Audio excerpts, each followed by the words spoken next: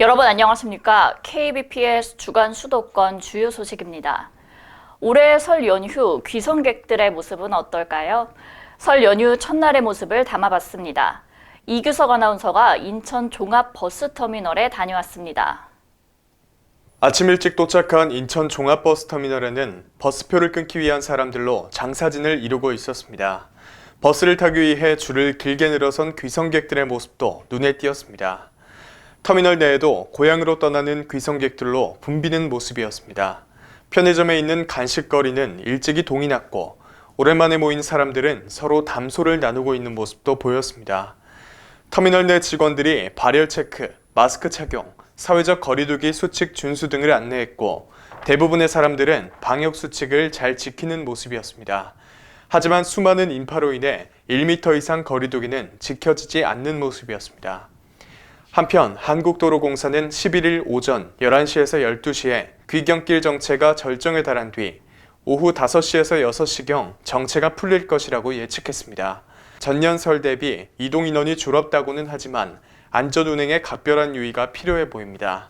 KBPS 이규석입니다. 네, 이번에는 고속도로로 가봅니다. 코로나19의 확산으로 아직 5인 이상 집합금지가 유지되면서 예년에 비해 교통량이 현저히 줄어들었다고 하는데요. 심동욱 아나운서가 판교 톨게이트로 나가봤습니다. 설 연휴가 본격적으로 시작되는 11일 오전 10시 판교 톨게이트입니다. 평소와 같으면 차량으로 혼잡할 시간이지만 코로나19와 5인 이상 집합금지 조치로 고향 방문을 자제하며 한산한 모습입니다. 정부의 5인 이상 집합금지 조치로 인해 시민들 역시 귀성을 자제하고 있습니다. 하지만 타인과 접촉을 피하기 위해 자가용을 이용한 귀성객 비율은 증가할 것으로 보입니다.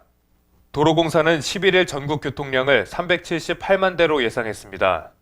수도권에서 지방으로 41만 대, 지방에서 수도권으로 32만 대가 이동할 것으로 보입니다.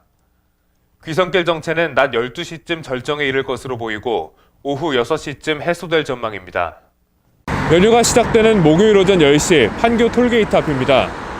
코로나19 확산 방지를 위한 5인 이상 집합금지 조치가 유지되면서 평소와 달리 매우 한산한 모습입니다. 다만 귀성 움직임이 적은 데 비해 자가용을 이용해 고향을 방문하는 비율은 증가할 것으로 보입니다. 또한 이 시간 이후로 교통량은 점차 증가할 전망이니 실시간 교통정보 역시 확인하셔야겠습니다. 지금까지 판교 톨게이트 앞에서 심동욱이었습니다. 민족 대명절 설을 맞이해 각 지역에서는 봉사와 기부 행렬이 이어지고 있는데요. 대한적십자사봉사회 구리지구협의회도 이에 동참했습니다. 구리시내 소외계층을 위해 과일, 만두, 떡 등이 담긴 희망 나눔 부식꾸러미를 전달했다고 하는데요. 자세한 소식 김수아 아나운서의 보도입니다. 대한적십자사봉사회 구리지구협의회가 9일 구리시 내 소외계층을 위한 희망 나눔 부식꾸러미 전달식에 참석했습니다. 다가오는 설 연휴를 앞두고 구리시 적십자 봉사원들은 과일, 만두, 떡국떡으로 이루어진 희망 나눔 부식꾸러미를 시의 취약계층 286세대에 방문해 전달했습니다.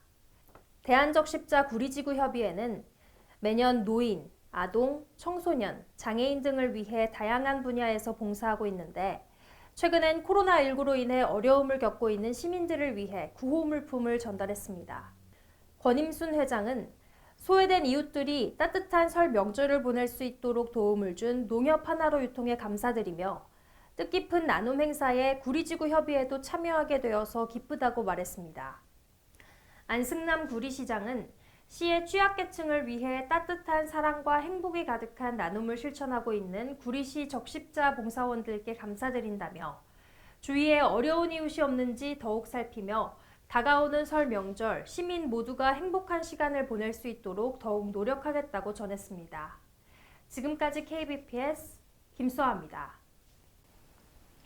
연천군이 수어와 내레이션 그리고 QR코드가 담긴 책을 발간해 이 선사시대부터 근현대까지의 문화유산을 소개합니다.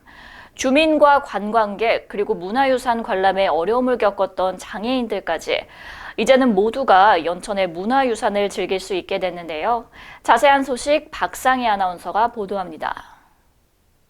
연천군이 선사시대부터 근현대까지의 자연경관과 문화유산을 소개하는 책을 발간하고 책 속 QR코드를 통해 현장감 있는 문화유산의 모습을 체험할 수 있다고 밝혔습니다.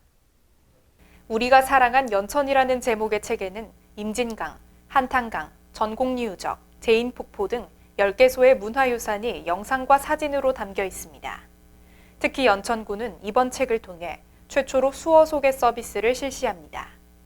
이를 통해 군은 주민들에게는 색다른 즐거움을, 관광객들에게는 여행 코스 길라잡이 역할을, 문화유산 관람에 어려움을 겪었던 장애인들에게는 편리하고 생생한 문화관광을 제공할 수 있을 것으로 기대하고 있습니다.